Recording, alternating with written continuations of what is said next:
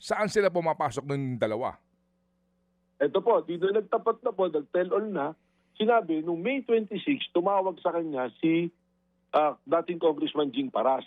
At sinabi na may importante silang gagawin pagmimitingan. So, nag-meeting po sila ng 3 beses sa isang restaurant dyan sa Quezon City. So, yung meeting po nila, doon na nila pinaplano. Meron na pong salaysay na binibigay, naghahanda ng affidavit po. Yung 5, pinapahandaan. Ang humarap po doon sa meeting, ito nga, itong talent manager na to, may dalang talent. So, isasalang po yun. At ang balak nila this week, ipapile po sa piskalya, kakasuhan po ng Bausi si E.S. Recto, tapos po magpe-press con pagkatapos. At in fairness po kay Congressman Libiste, he was not present in the meeting. Ang present po si Jing Paras, saka po mga abogado na nagtuturo ng sasabihin at gusto silang ibibidyo na. Tapos doon pinag-usapan yung pera. Doon na po lumabas yung pangalan ni Congressman Yandor Libiste nung sinabi po ni Jing Paras na ang magpupondo, ang gagamit, ang magpupondo ng operasyon ay si Congressman Yandor Libiste. So doon na po pumasok yun. Ganun po yung pangyayari, kaya lumabas po yung istorya. Meron ho ba... Meron pong... Go ahead, sir. Sige po. Meron po silang text exchange message sa Viber na nakuha na po namin. Si Jing Paras, tsaka po itong ito pong talent manager. Yung pong panig ni former Congressman Jacinto Paras, ni Jing Paras, ang sabi niya ho daw, sa tamang forum po siya sasagot dito sa aligasyon na ito. At kanya tinatanggi, ang binabanggit po ngayon ni Director Matibag, just for the record, at kami po sa aming programa ay bukas din po sa kanyang panig, just for the record.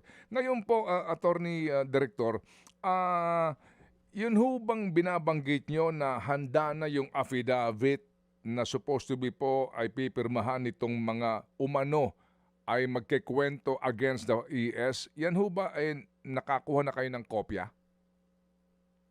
Wala po. Ganito po kasi nangyari dyan. So nag-usap. 3 meeting po. July 11, July 15, tsaka July 26 po. Yun po yung 3 dates ng meeting. So kino-coach muna po nila. Kino-coach. Tapos ang balak po, this week magkikita, bibigay yung affidavit. Pag pirma ng affidavit, babayaran sila ng 30%. Pagka-file sa piskalya po, tapos press con, babayaran ng additional 40%. Yung 30% daw, habang tumatakbo yung kaso, dun po babayaran. Yung po yung naging kaso. May sistema po talaga at kasama yung mga abogado. Yung po yung ina-identify namin. Sino yung mga abogado kasama? Kasi may pananagutan din po ito. Kung totoo po, itong sinasabi nga po na disenyo ito. Pero may detalye po kasi ibabalik ko lang po, Katid, hindi ko nabanggit. Doon sa 5 pong babae na na-rescue, nagkataon pa, isa doon yung isinasama rin sa 5 na gagamitin na mag-affidavit. Kaya 2 po yung nagtitistigo na parehas po yung istorya nitong talent manager saan itong babae na supposed to be gagamitin. So doon po lumabas yung istorya. Meron ho bang CCTV footage po yung mga meeting na binabanggit nyo na yan? Well, yun po yung ating ginagawa ngayon. Kasama po sa investigation natin na makapag-secure ng CCTV rito. Pero syempre may proseso po yan, Katid. Kaya kailangan po namin sundan lang po yung proseso niyan. Ngayon, ang simple lang po, kung magsasalita talaga si Kong Jing Paras at categorically sabihin niya, hindi ko kilala yan, wala kami din yung pag-uusap, mas lalalim po yung investigasyon natin. Bakit nagsasalita ng ganito itong mga taong ito laban sa mga individual na yan? Ano po?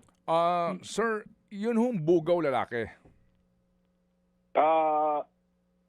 Para po gender correct, lalaki po yung gender niya, pero ano po siya, LGBT po. Mga kapatid, patuloy po kayong tumutok sa 105.9 True FM para sa totoong balita, impormasyon, music and entertainment. Mag-subscribe sa aming YouTube channel at podcast at sundan nyo kami sa Facebook, Instagram, X at TikTok sa True Network PH. Bisitahin din po ang aming official website, truefm.ph.